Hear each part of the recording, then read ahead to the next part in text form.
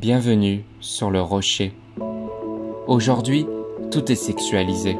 Les pubs, les clips, les réseaux, les tenues, les jeux, même les applis les plus banales.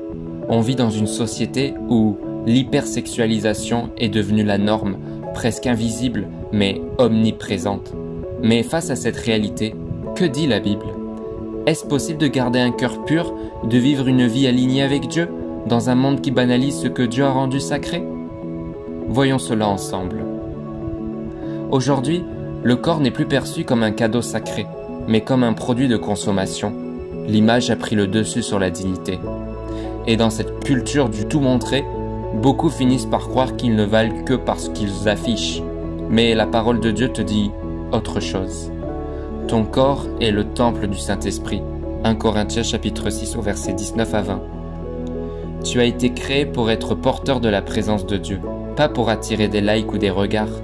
Ce que le monde expose, Dieu l'a destiné à l'intimité, à l'honneur, au respect. Ce phénomène n'est pas qu'une question de tenue ou d'image.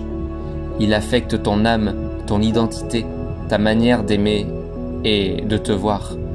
Quand tout pousse à se comparer, à séduire, à plaire, beaucoup tombent dans des addictions invisibles, telles que la pornographie, la recherche d'attention, les blessures d'estime.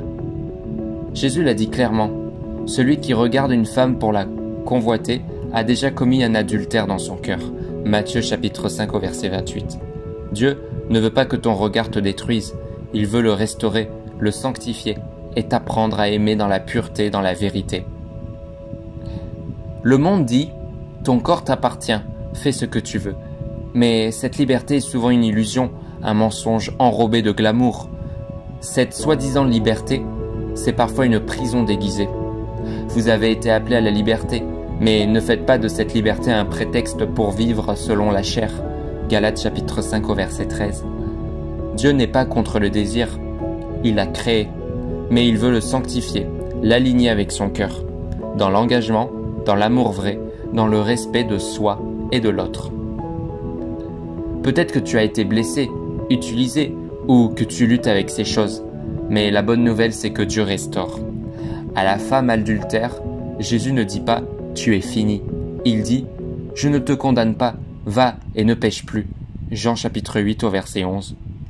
Tu n'es ni sale, ni irréparable. Tu es aimé et racheté. Dieu peut te reconstruire. Il peut restaurer ton identité, ton regard, ton cœur. Avec lui, tu peux recommencer, libre et purifié. Dieu ne t'appelle pas à la honte, mais à la liberté.